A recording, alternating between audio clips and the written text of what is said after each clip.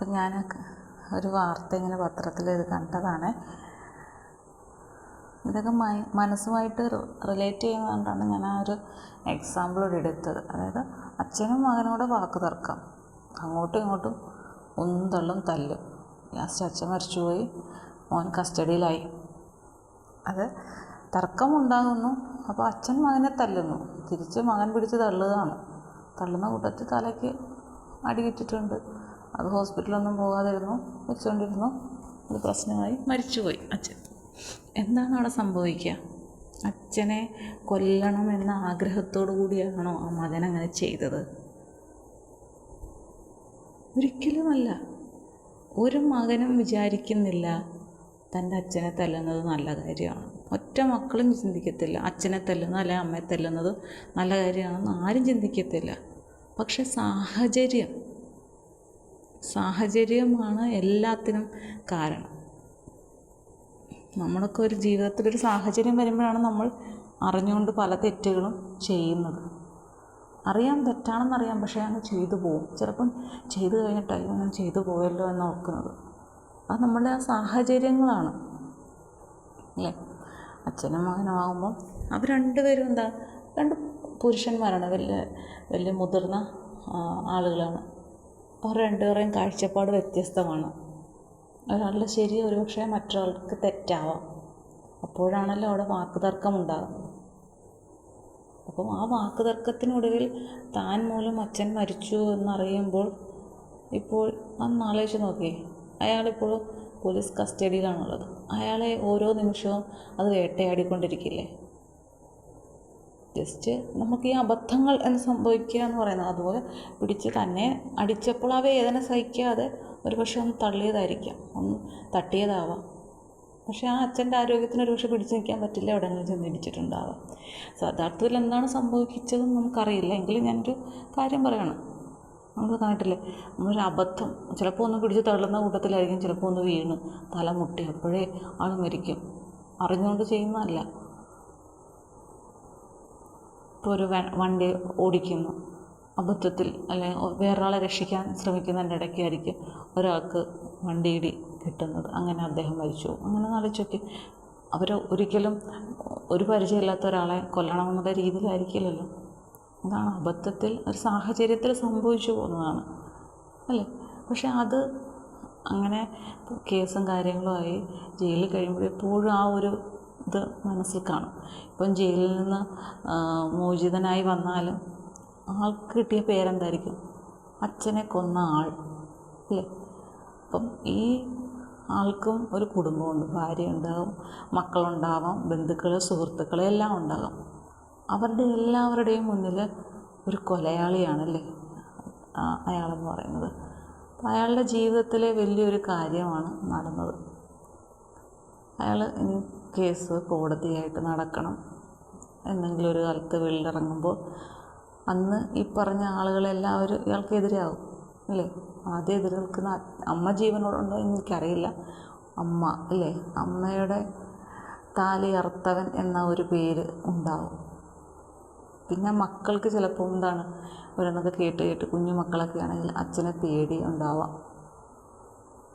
അച്ഛൻ ഒരു കൊലയാളിയാണ്, ഞങ്ങളുടെ അപ്പൂപ്പനെ കൊന്ന ആൾ എന്നൊക്കെ ആയിരിക്കാം. കാരണം കുട്ടികൾ പല ആളുകളുടെ വായിൽ നിന്നും പല രീതിയിലുള്ള സംഭാഷണങ്ങൾ കേട്ടിട്ടായിരിക്കും പിന്നീട് വളരുന്നത്.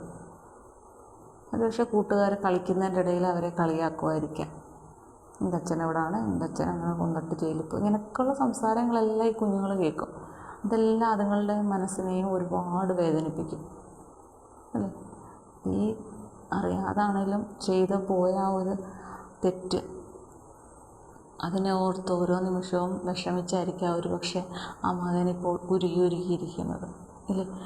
ഭാര്യ ഇല്ല, ഭർത്താവ് ജീവിച്ചിരിപ്പുണ്ട് എങ്കിലും ഇനി ആ ഒരു കുടുംബത്തിൻ്റെ താങ്ങായി നിൽക്കേണ്ടത് ഭാര്യയല്ലേ. അവരെന്തോരം പോരാട്ടം നടത്തിയെങ്കിലാണ് കുട്ടികളുണ്ടെങ്കിൽ ആ കുട്ടികളെ വളർത്തി വീട്ടുകാര്യങ്ങളും നോക്കി മുന്നോട്ട് ആ ജീവിതം കൊണ്ടുപോകാൻ പറ്റുക. വലിയൊരു ഭാരമാണ് അവരുടെ തലയിലേക്ക് വന്നേക്കുന്നത്. അവർക്ക് സാധാ ഒരു വിദ്യാഭ്യാസമോ ജോലിയൊക്കെ ഉണ്ടെങ്കിൽ അവർക്കതൊരു ഒരു താങ്ങും തണലുമായി മാറും. പക്ഷേ ഇതൊന്നും ഇല്ലെങ്കിലോ ഇനി ഒന്നേന്ന് തുടങ്ങുന്ന ഒരു സാഹചര്യമാണെങ്കിൽ തീർച്ചയായിട്ടും പറ്റിയൊരു ജോലി കണ്ടെത്തണം. വീട്ടിലെല്ലാ കാര്യങ്ങളും നിറവേറ്റാൻ പറ്റുന്ന വരുമാനം ഉണ്ടാവണം. കുട്ടികളുടെ കാര്യങ്ങൾ നോക്കണം, അവരെ പഠിപ്പിക്കണം, അല്ലേ? അങ്ങനെ അതിനൊപ്പം തന്നെ ഭർത്താവിന് വേണ്ടി ചെയ്യേണ്ട കാര്യങ്ങളില്ലേ, ഭർത്താവിൻ്റെ കേസും കാര്യങ്ങളൊക്കെ നോക്കാൻ താല്പര്യമുണ്ട്. അല്ലാതെ അവിടെ വെച്ച് അവസാനിപ്പിക്കുന്ന അങ്ങനെ ഒരു ഭർത്താവില്ല എന്നാണെങ്കിൽ അങ്ങനെയാക്കും. അല്ല എങ്കിൽ ഭർത്താവിൻ്റെ കേസും കാര്യങ്ങളും എല്ലാം നോക്കേണ്ട ആൾക്ക് ഉത്തരവാദിത്വമില്ലേ. അപ്പം അവിടെ തെറ്റ് ചെയ്തതാര്, ശരി ചെയ്തതാര്, ഇനി തെറ്റ് ചെയ്യാൻ പോകുന്നതാര്, അല്ലേ? നൂറ് കാര്യങ്ങളായിരിക്കും ആ സ്ത്രീയുടെ മനസ്സിലൂടെ കടന്നു പോകുന്നത്. ആദ്യമൊക്കെ ആരെങ്കിലുമൊക്കെ കാണും സഹായിക്കാൻ, പിന്നീട് എല്ലാവർക്കും അവരൊരു ബാധ്യതയായി മാറും. പഠിക്കുന്ന കുട്ടികളൊക്കെയാണ് കുറച്ചൊക്കെ മനസ്സിലാക്കാനുള്ള കഴിവുള്ള കുട്ടികളൊക്കെ ആണെങ്കിൽ ഒരുപക്ഷെ അവർ പഠിച്ച് അതിലൂടെ അവർ നേട്ടമുണ്ടാക്കാം. പക്ഷേ സാഹചര്യങ്ങൾ അങ്ങനെ അല്ലെങ്കിൽ ആ കുട്ടികളുടെ ജീവിതവും ഒരുപക്ഷെ വേറെ ഒരു രീതിയിലേക്ക് പോകാനുള്ള ചാൻസും ഉണ്ട്, അല്ലേ? ഒരു വാക്ക് തർക്കം മാത്രമാണ് ഉണ്ടായത്. പക്ഷേ അതിൻ്റെ പരിണിത ഫലമെന്ന് പറയുന്നത് എത്ര കുടുംബങ്ങളെയാണ് ബാധിച്ചത്, അല്ല എത്ര ജീവിതങ്ങളെയാണ് ബാധിച്ചത്, എത്ര മനസ്സുകളെയാണ് ബാധിച്ചത്. ഇതാണ് ഓരോ പ്രശ്നങ്ങൾ നമ്മൾ ഉണ്ടാകുമ്പോഴും നമ്മൾ ശ്രദ്ധിക്കേണ്ടത്. തീർച്ചയായിട്ടും ഞാൻ പറയുന്നത് ശരിയല്ലേ? നമ്മൾ ഒരു വാശിയുടെ പേരിൽ ഒരാളെ ഓരോന്നൊക്കെ പറയുന്നു, ദേഷ്യപ്പെടുന്നു, തല്ലുന്നു, അടിക്കാൻ ചെല്ലുന്നു, ഇടിക്കാൻ ചെല്ലുന്നു, കത്തിയെടുക്കുന്നു, കുത്താൻ ചെല്ലുന്നു. അപ്പോഴൊക്കെ നമ്മളുടെ ആ വാശിയാണ് മുന്നിട്ട് നിൽക്കുന്നത്, ദേഷ്യമാണ് മുന്നിട്ട് നിൽക്കുന്നത്. അതുമൂലം നമുക്കുണ്ടാകാൻ പോകുന്ന നഷ്ടം എന്താണെന്ന് എപ്പോഴും നമ്മൾ ഒന്ന് കരുതിയിരിക്കുക. അതിനാണ് ക്ഷമ എന്നുള്ളത് പറയുന്നത്. എനിക്കുള്ളത് ദേഷ്യവും വാശിയൊക്കെ ഉള്ള കൂട്ടത്തിലാണെങ്കിലും ഞാൻ എപ്പോഴും ഇത് ഓർക്കാറുള്ള ഒരു വ്യക്തിയാണ്.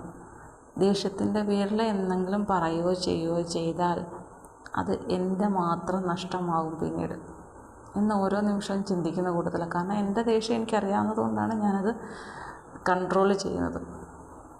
പലപ്പോഴും നമുക്ക് തോന്നിയിട്ടുണ്ട് നമ്മുടെ ദേഷ്യം കൈവിട്ടു പോകുമെന്ന്. പക്ഷെ അപ്പോഴെല്ലാം ഞാൻ ഈ ഒറ്റ കാര്യം ഓർക്കും, നമ്മുടെ ദേഷ്യം കൊണ്ട് നഷ്ടമുണ്ടാകുന്നത് നമുക്ക് മാത്രമാണ് എന്ന ഒറ്റ ചിന്ത പെട്ടെന്ന് ഉള്ളിൽ വരും. അപ്പോൾ നമ്മൾ നമ്മുടെ ദേഷ്യത്തെ കൺട്രോൾ ചെയ്യും.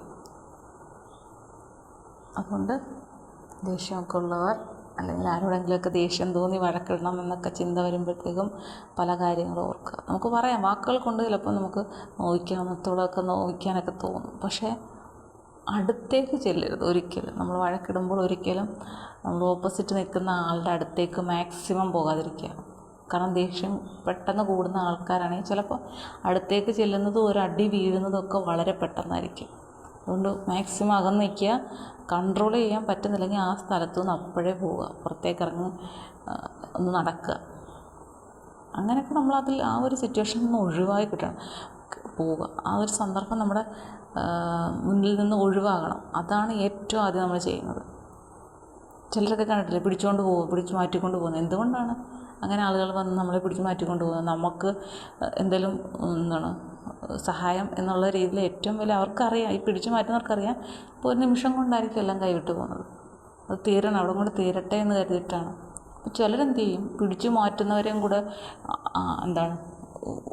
ഒലച്ച് മറിച്ച് എടുത്ത് നിങ്ങൾ ആരെന്നെ വിട് എന്നൊക്കെ പറഞ്ഞിട്ട് അവരെയും കൂടെ തള്ളി മറിച്ചിട്ടിട്ട് പിന്നെയും പോവും വഴക്കിടാനും തല്ലാനും ഒക്കെ.